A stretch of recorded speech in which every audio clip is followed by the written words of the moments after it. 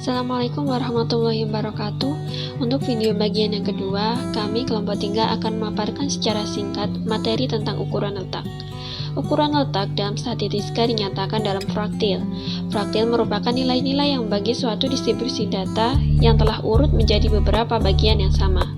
Yang termasuk bagian dari ukuran letak adalah kuartil, desil, dan persentil. Langsung saja, fraktil yang pertama adalah kuartil. Kuartil dinotasikan dengan huruf K. Kuartil merupakan nilai yang membagi suatu data menjadi 4 bagian yang sama. Dapat kita lihat pada ilustrasi gambar tersebut, masing-masing daerah kuartil memiliki bagian yang sama, yaitu 25%, di mana titik-titik pembagiannya yaitu K1, K2, dan K3. Dapat kita simpulkan, nilai K2 sama dengan nilai median suatu data. Yang kedua adalah desil. Desil memiliki simbol yaitu huruf D. Desil merupakan nilai yang membagi distribusi data menjadi 10 bagian yang sama besarnya, yaitu masing-masing 10% bagian. Titik-titik pembagi desil ada 9, yaitu D1, D2, hingga D9. Dari ilustrasi tersebut dapat kita simpulkan bahwa nilai D5 sama dengan nilai median suatu data. Yang terakhir ada persentil. Persentil dinotasikan dengan huruf P. Persentil adalah nilai-nilai yang membagi serangkaian data atau suatu distribusi menjadi 100 bagian yang sama besar, yaitu masing-masing sebesar 1%. Sedangkan titik-titik pembaginya sebanyak 99 buah, yaitu P1, P2, sampai dengan P99. Berikutnya, kita akan memasuki contoh soal data tunggal pada ukuran letak. Langsung saja kita bahas contoh soal ukuran letak yang pertama, yaitu contoh soal data tunggal. Diketahui data sebagai berikut. Tentukan nilai dari K1, D7, dan P23. Baiklah, jika kita menemukan soal dengan model seperti ini, ada 3 langkah penyelesaian yang harus kita lakukan. Langkah pertama, kita harus mengurutkan distribusi data tersebut menjadi suatu data yang urut. Langkah kedua, setelah kita mengurutkan data, kita harus menentukan letak dari kuartil atau desil atau persentilnya.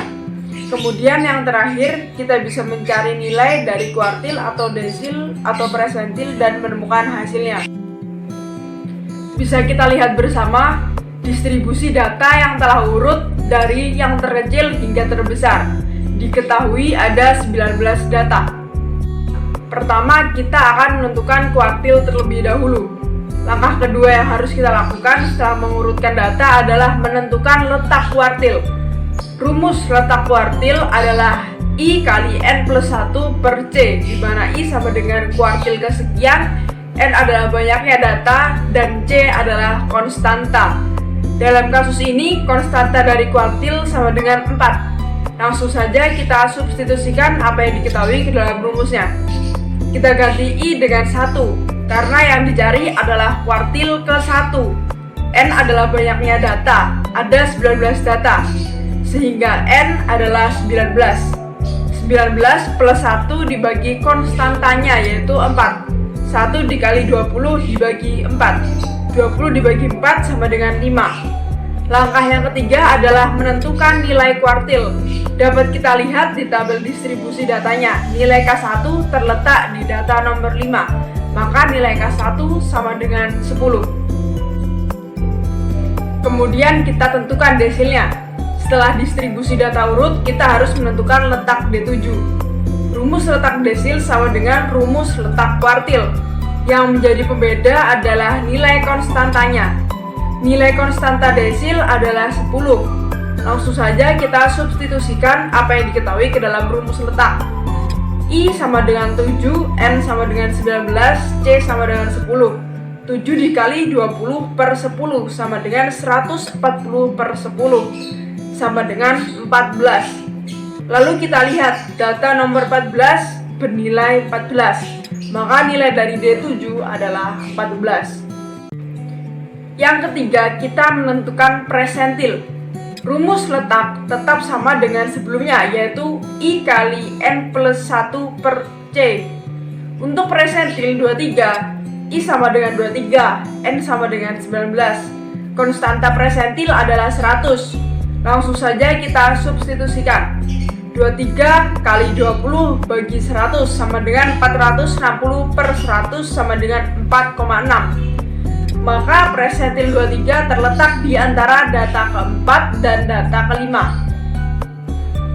Setelah mengetahui letak presentil, kita mencari nilainya. Untuk model soal seperti ini yang letaknya menunjukkan angka desimal, maka untuk mengetahui nilainya kita menggunakan rumus yang tertera di kotak kuning.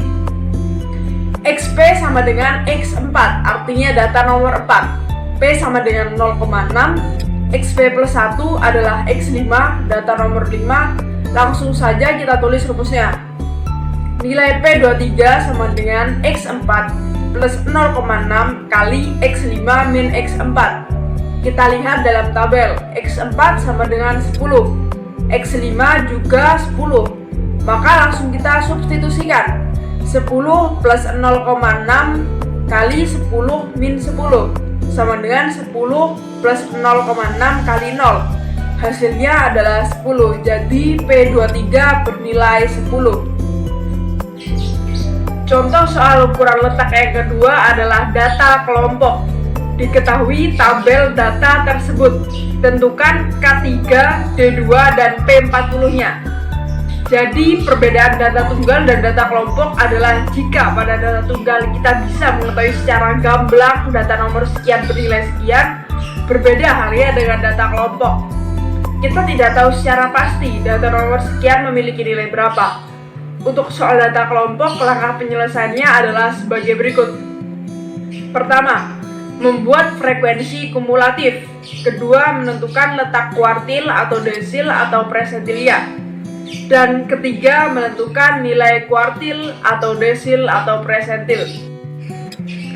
Frekuensi kumulatif adalah jumlah akhir atau jumlah terbaru dari semua frekuensi sampai batas tertentu dalam sebuah kumpulan data.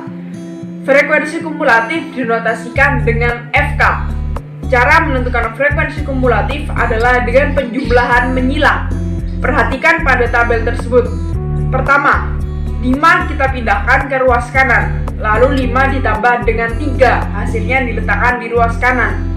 8 tambah 5 sama dengan 13, hasil akhirnya diletakkan di ruas kanan, dan begitu seterusnya.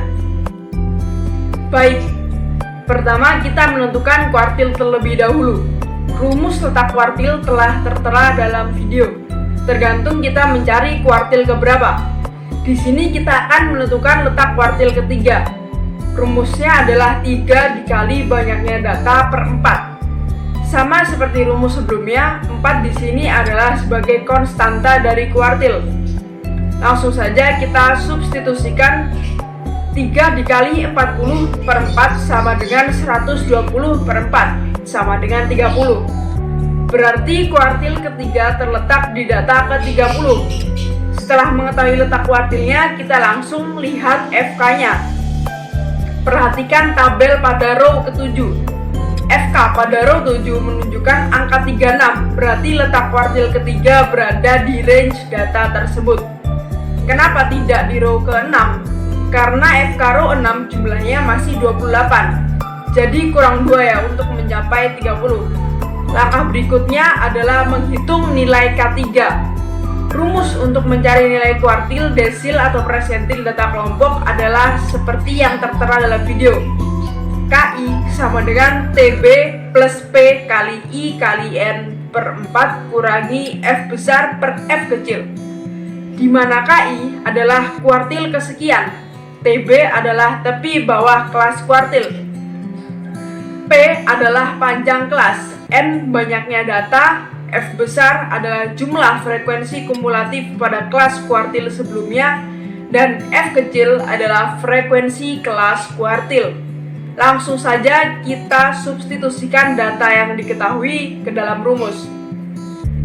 KI di sini kita ganti dengan K3 karena kita diberitakan mencari nilai kuartil ketiga.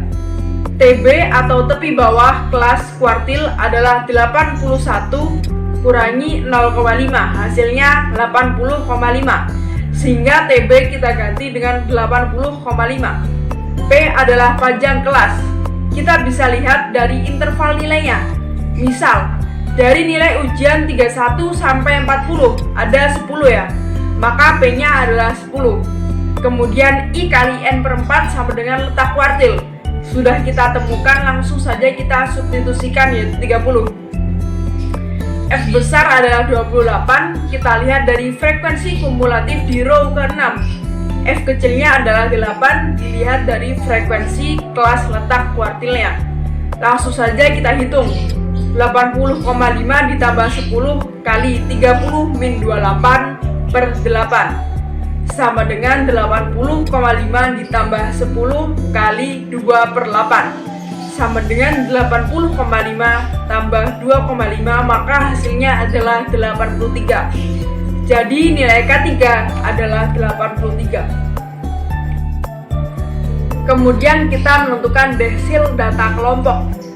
Di sini kita harus mencari D2. Langsung saja kita mencari letak D2 terlebih dahulu. 2 kali 40 per 10 sama dengan 80 per 10 sama dengan 8. D2 terletak di data ke-8, maka kita substitusikan apa yang kita ketahui ke rumus nilai desil data kelompok. D2 sama dengan 40,5. Ini dari 41 dikurangi 0,5 ya. Ditambah 10, yaitu panjang kelas, kali letak desil kurangi F besar, maka 8 dikurangi 5 dibagi 3, yaitu frekuensi kelas desil. Langsung saja kita hitung hasilnya. 40,5 plus 10 kali 3 per 3. 40,5 plus 10 kali 1 sama dengan 50,5. Jadi nilai dari D2 adalah 50,5. Yang terakhir kita menentukan presentil.